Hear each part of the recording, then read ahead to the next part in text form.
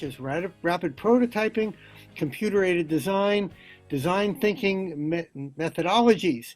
Neil is the CEO and co-founder of French Slide, a startup that invented the first sliding and hinging patio door system. And Neil's presentation is the invention process using human-centered design, 21st century prototyping tools. Neil, the platform is yours.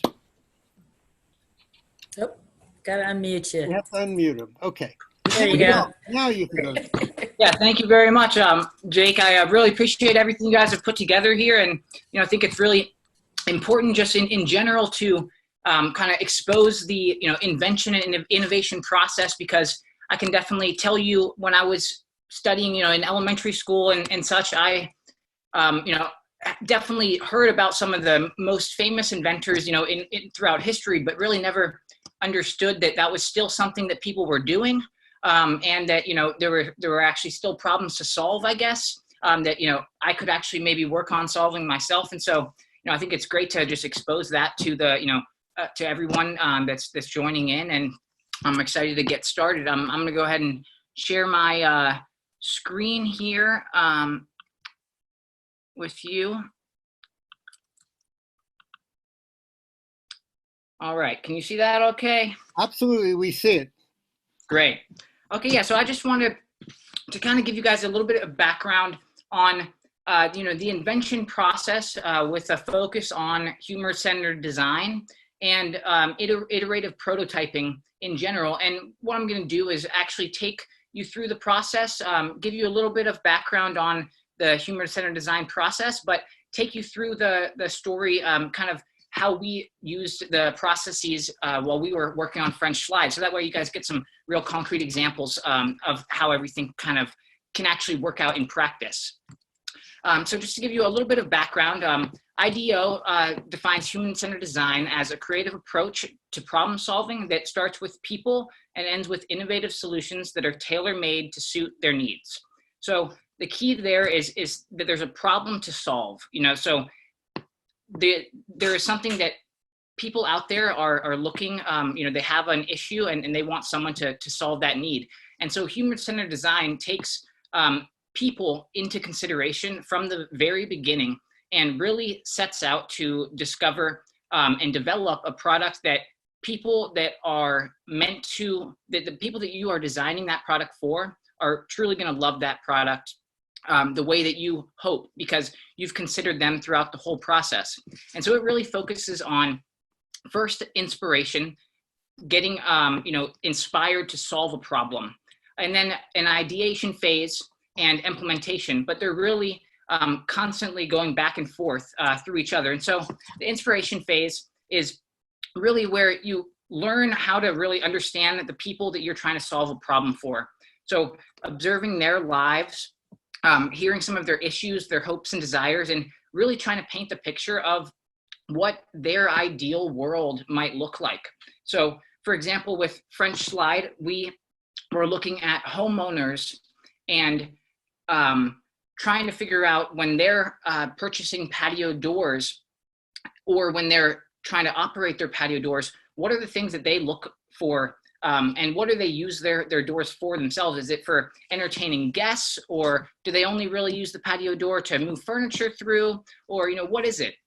And then in the ideation process, you really make sense of everything that you've heard from your customers. So you might participate in some customer interviews surrounding your idea and generate data, trying to get as many ideas as possible. It's, there's nothing wrong with as many, with too many ideas. There's no such thing, because you'll have a time in the future to really narrow it down and develop a more cohesive solution. And so in the ideation process, you're kind of identifying the opportunities where you can design and trying to really overall get some hunches from the customer interviews and things that you might have had in inspiration phase.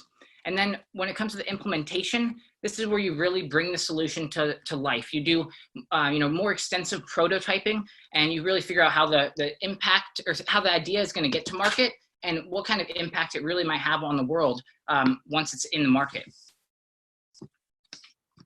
So with French Slide, it actually all just started with a couch for us. We were, my co-founder, Matt, and I were moving into a new house in college, and we're trying to move a large sectional couch through the sliding glass door, and it just would not fit. No matter how we tried to move it, we tried to configure it in many different ways, and it just would not get through until we actually removed the legs. It's this exact couch that you see in this picture here. And so it does separate into two sections, but we just could not get it through no matter what we did. And so we really stepped back and thought, there's got to be a better way. And so for us, that was really our big inspiration. We said, you know what, we have a problem, and we think that there is a reason and a need for someone to solve this. But we really didn't want to get too ahead of ourselves. We wanted to figure out if this was a problem that other people were having. And so in the back of our head, we knew that we had this issue where we were moving furniture through the door and it just would not fit. So maybe there was a better way that the door could actually slide and then also hinge open like a French door. And so once we did some secondary research, which is really just things like Googling or searching the web and trying to find as much information as you can about, is there a solution that actually already is there?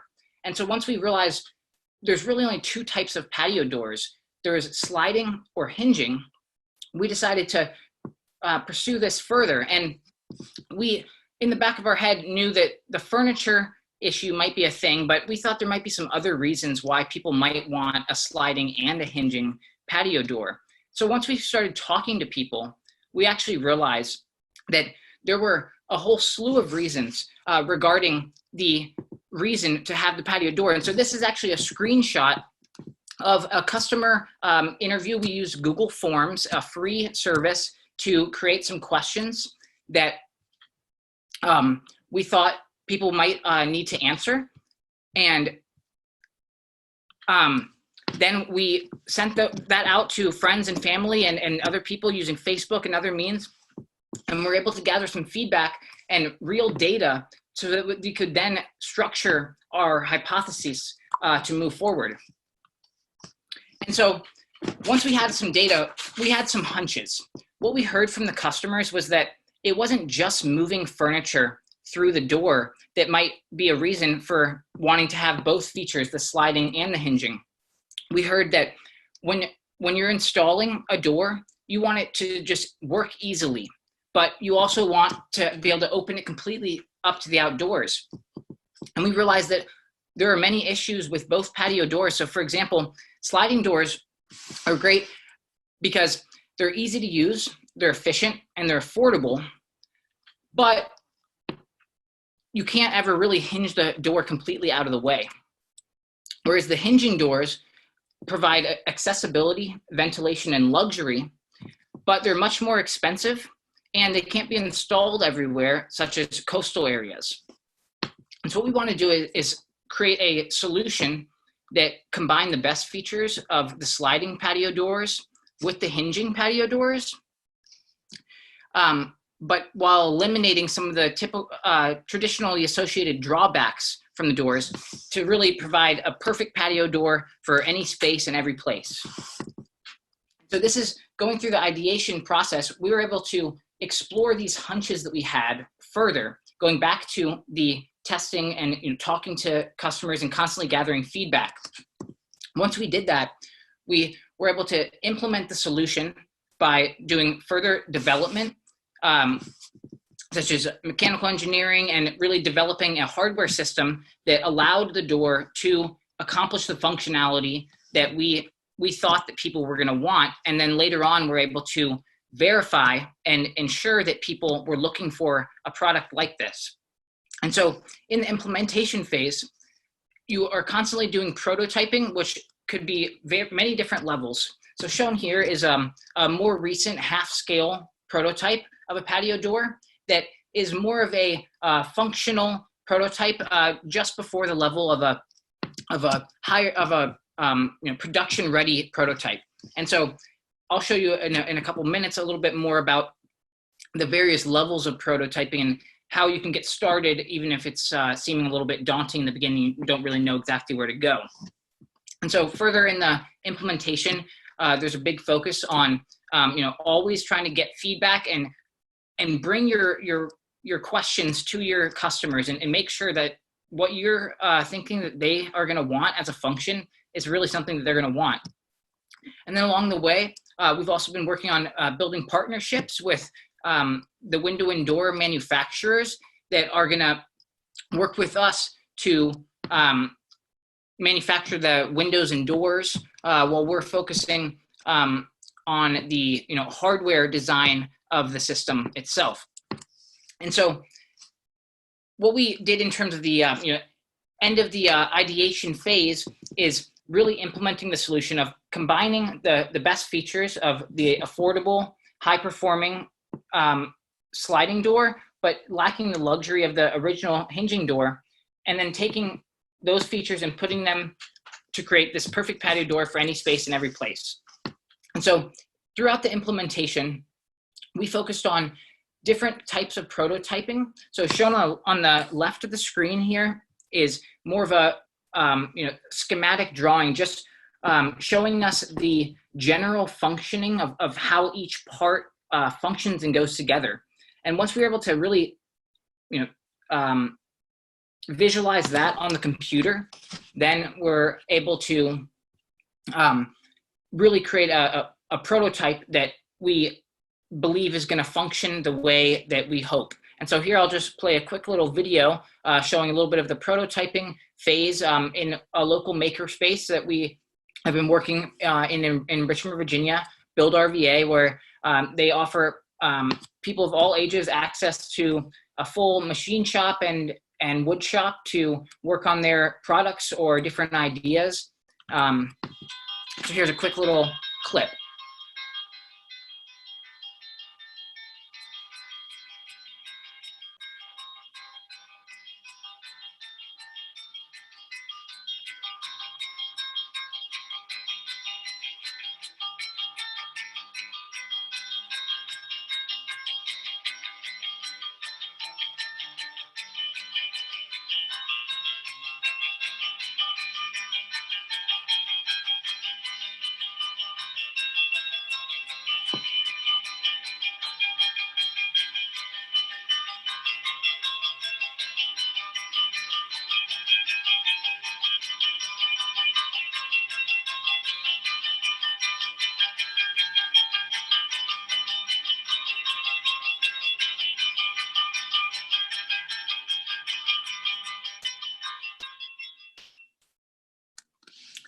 Yeah, and so going back to the idea of always getting feedback. So we actually took that prototype to a large trade show that's specifically for windows and doors, and got feedback directly from the manufacturers with our prototype by taking meetings with them and demoing the prototype, and that was able to really guide us for our next steps. And so that's one of the big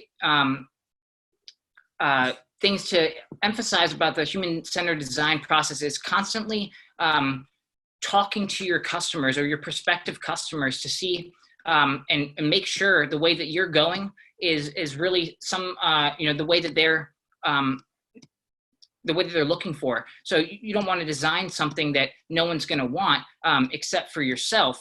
That could be something to do if it's just for a singular invention. But if you're looking to sell something or to solve a problem for other people, then talking to your customers over and over and trying to gather feedback from them can be really important and helpful.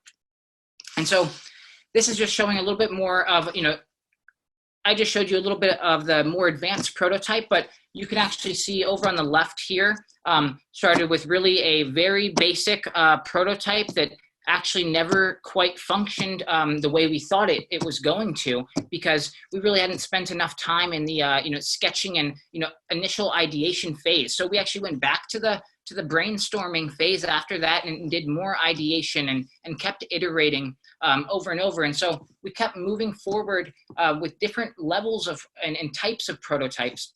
And so I'll show you here a little bit about the actual levels of prototypes and how they can differ.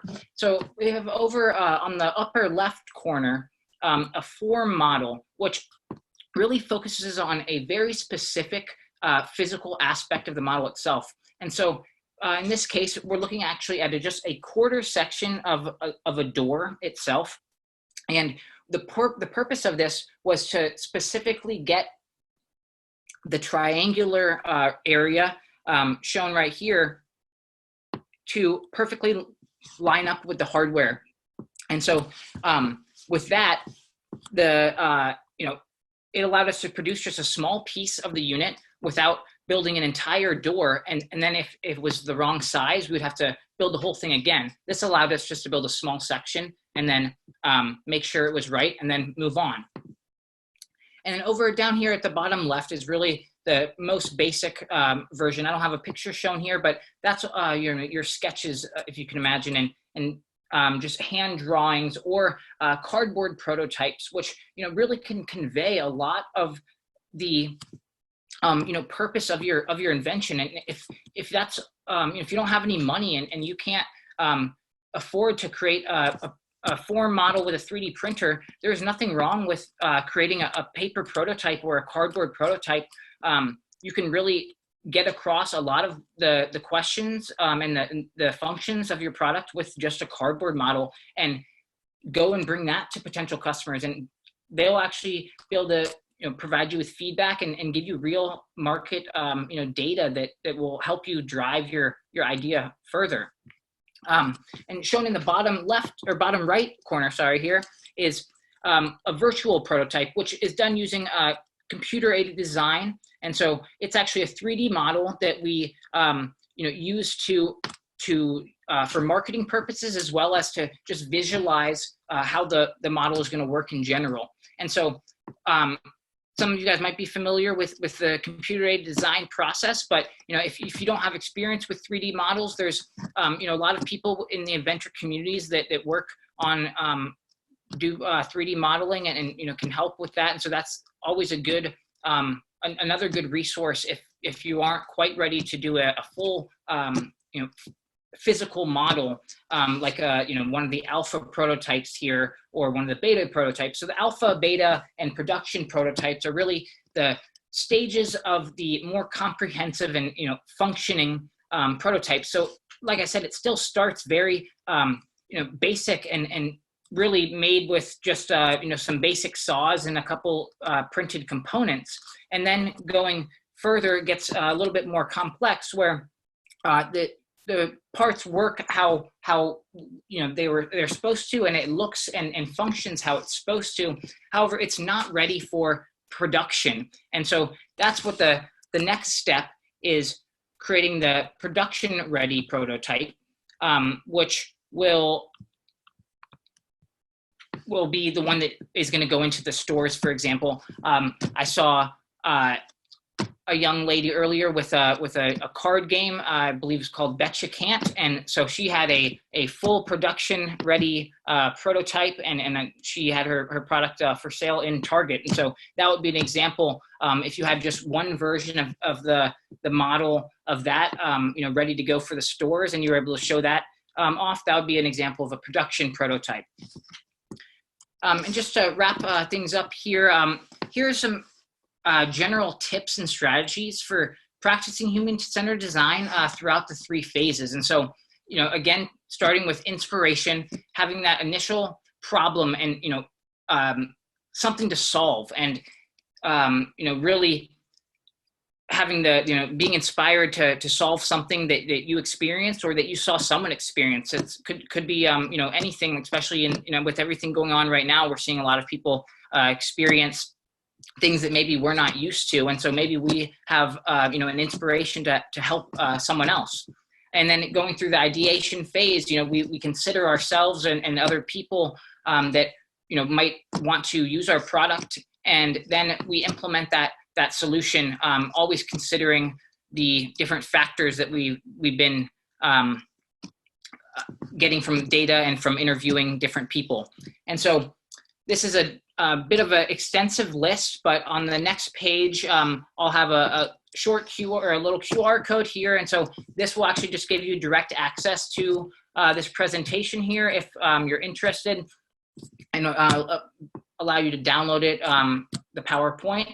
And then also feel free to reach out to me on email or our websites here as well. And some of this information came from IDEO Design Kit, which if you're not familiar, IDEO is a product development and consultation company that really focuses on human-centered design and creating products that people will truly love. And so they have a lot of great free resources and a extensive human-centered design introductory course that is available for free download at designkit.org. So feel free to go there and check that out as well. Hey, so Neil, quick question for you. The tips and strategies page you showed a couple pages back, do you mind if I post that on Facebook? Oh, no, absolutely. That's a terrific list. I wish we had even more time to spend on going through some of that because that's wonderful. And then for those of us who are not real barcode scan friendly, is there another way we could get a hold of the PowerPoint? Can you send it off to Jake and then we could post it somewhere? Oh, absolutely. Yeah, I'd be happy to send it off to Jake. Yeah, I can do that right after that. No problem. Great. That's cool. Neil, I have a question. All the things that you talked about and all the things that you did are amazing. And it's the kind of thing I would thank somebody who said, well, I've been doing this for 45 years and here's what I've learned. You don't look old enough to have 45 years worth of experience.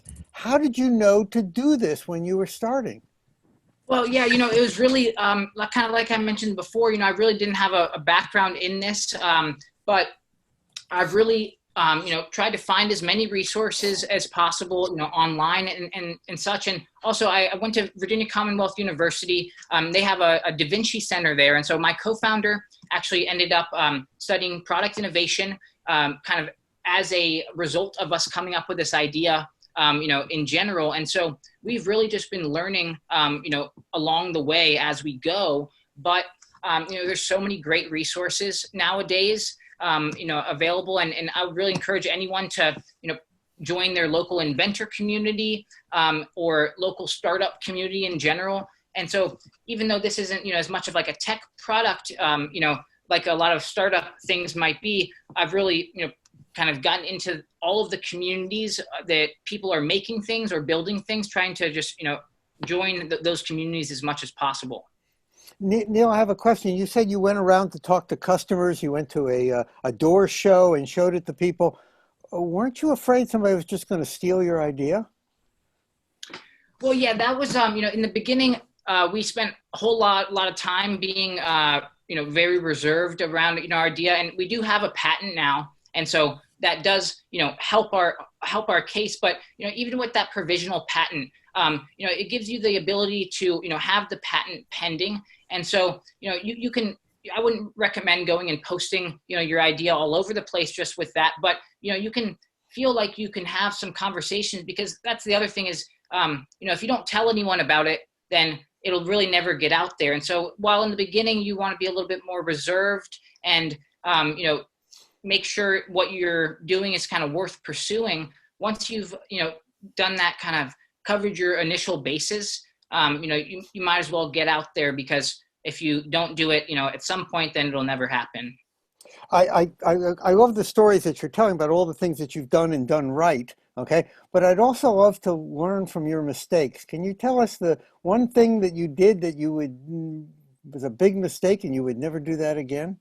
Yeah. I mean, I think, one of the big things is one thing that you hear a lot is when you first come up with an idea, you think it's the, best idea in the world, and, you don't want to tell anyone. And so actually, my co-founder and I, we were moving this couch, and he actually thought of this initial, idea. And at first we were kind of like, oh, that's maybe not as great of an idea. But then we thought, okay, there's some merit in this idea. Now we got to protect it, and we can't tell anyone. And so, I would encourage people to, consider the kind of what they're doing, and tell the right people about, what you're doing, and the people that might help you move your idea forward, and such, because we were just a little bit too reserved, I think, in the beginning, not wanting to talk to anyone about our idea. And how are you getting along with your partner? Is it a 50-50 split, or are you fighting over who had the better parts of the idea? No, yeah, we have a very good relationship, and we actually grew up across the street from each other, and lived across the street from each other for 15 years. And so, I've actually been working on this full time for the past couple of years now, and he's working with Xerox, working on their 3D printing strategy. And so, we have, a very fair negotiation and have been able to work things out very well, for a long time. And this is actually for sale now? So we're actually, right now we're working on some licensing relationships with some different manufacturers. And so with this, product in general, the hardware manufacturers, there's just a few of them that sell to all of the different brands of window and door manufacturers. So we're working on partnering with the hardware manufacturers to be able to integrate this function into a lot of different types of windows and doors. Just to tell you a personal story, I have an enclosed patio in the back, and I have a sliding door, and my wife wanted to put a table. We literally had to take the table apart to get it into the patio. It was a nightmare. And space where was your door when I needed it? Well, hopefully you'll think of us in the future, and I will definitely make sure I get this presentation sent over to you as well. Excellent. Thank you very much. Are you going to the hardware show? Well, I was considering going before, and hopefully things will get better. We'll have to kind of see how it goes. I was actually able to do their in the meantime pitch last week. Oh, good. How'd that go? YA, and so that was good. But the trade shows are definitely important for this product. So the hardware show, as well as the International Building Show and the Glass Build America for the windows and doors are the three big ones. Great. Well, good luck, and thank you very much. This is an excellent presentation. Thank you. Thank you very much. I appreciate it. Thank you. Thank you.